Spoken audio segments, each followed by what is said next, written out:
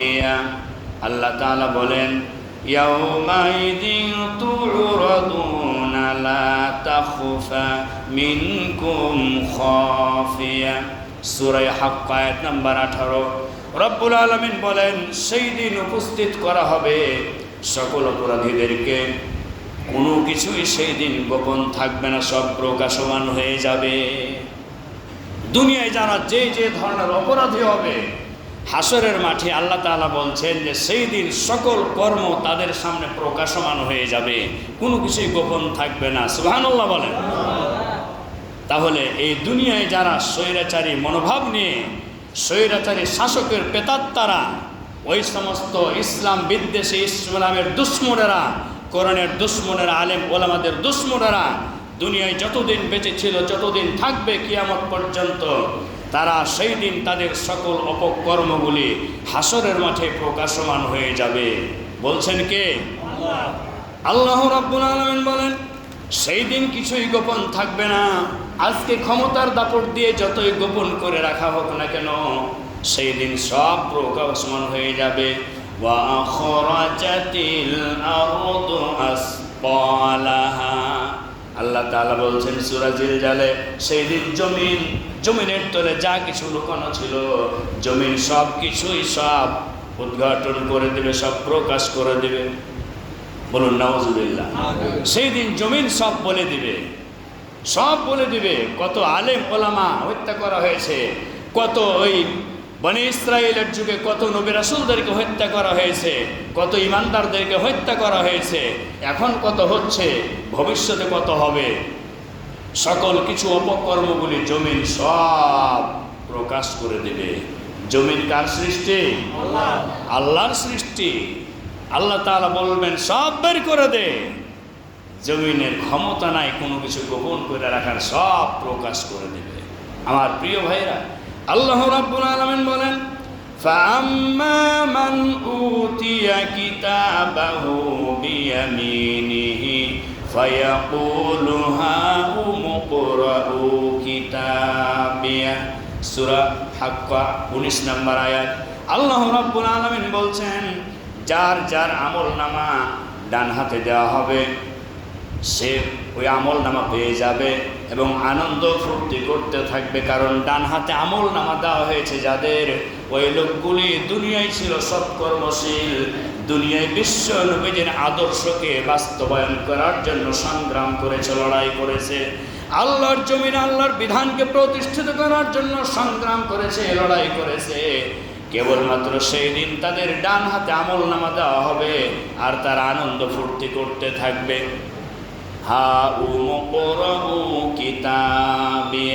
সেই দিন তারা ওই অপরাধীদেরকে, জাহান্নামীদেরকে বলতে থাকবে দেখো আমাদের আমলনামাটা একটু পড়ে দেখো। সুবহানাল্লাহ বলেন। তারা এতটা আনন্দ চিত্তে থাকবে যে তারা ওই অপরাধীদেরকে বলবে যে আমাদের আমলনামাটা একটু পড়ে দেখো। আল্লাহ রাব্বুল আলামিন বলছেন ফাসাউফা ইউহাসাবু হিসাবান ইয়াসীরা। সেই দিন তাদের হিসাব নিকাশটা খুব সহজ হয়ে যাবে। বলুন সুবহানাল্লাহ। তাদের হিসাব হবে খুব সহজে, এত সহজ হিসাব হবে।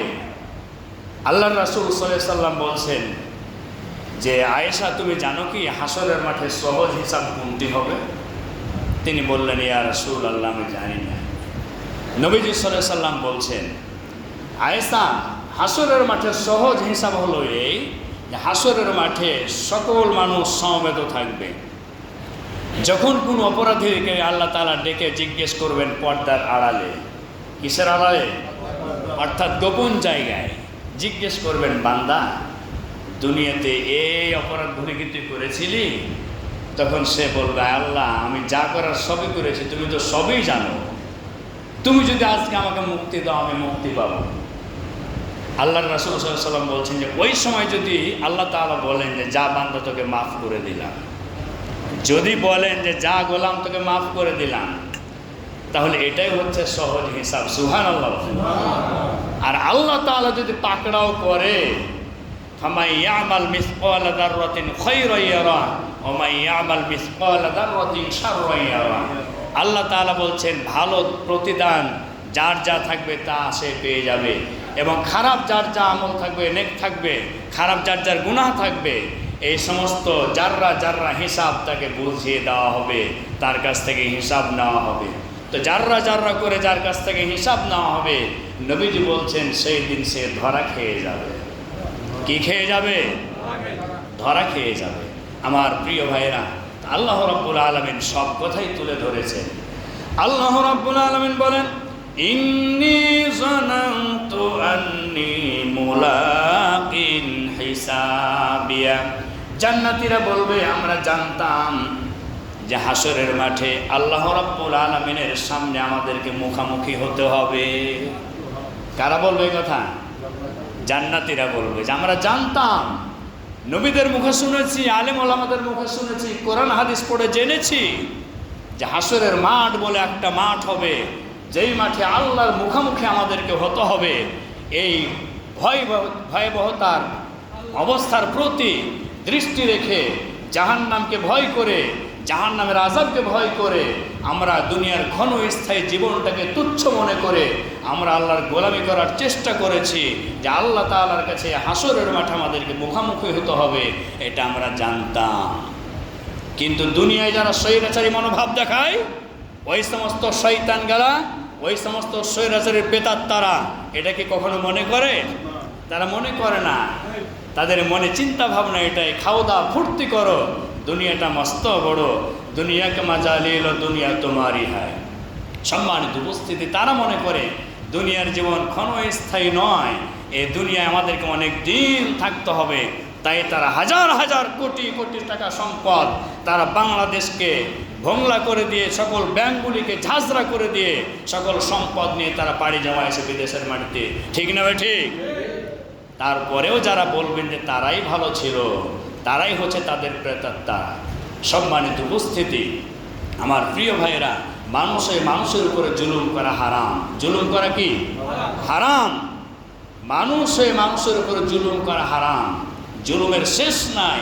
এত জুলুম করা হয়েছে, এত অত্যাচার অবিচার করা হয়েছে, এত জুলুম নির্যাতন করা হয়েছে, যার প্রত্যেকটি দিক এবং বিভাগ হাসরের মাঠে আল্লাহ রাব্বুল আলামিন তাদের সামনে প্রকাশ করে দিবেন। সেই দিন তারা বলবে, হায় হায়, এই আমলনামা যদি আমাদেরকে দেওয়া না হতো তাহলে আমরা বেঁচে যেতাম। বলুন নাউজুবিল্লাহ।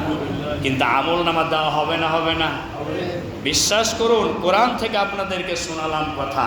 কোনো কেচ্ছা কাহিনী আমি পছন্দ করি না, কোনো কেচ্ছা কাহিনী আমি পছন্দ করি না। দু চারটি কথা বলি, আপনাদেরকে সরাসরি দলিল ভিত্তিক কথা বলার চেষ্টা করি। এই কথাগুলি আবার কেউ কেউ বাইরে গিয়ে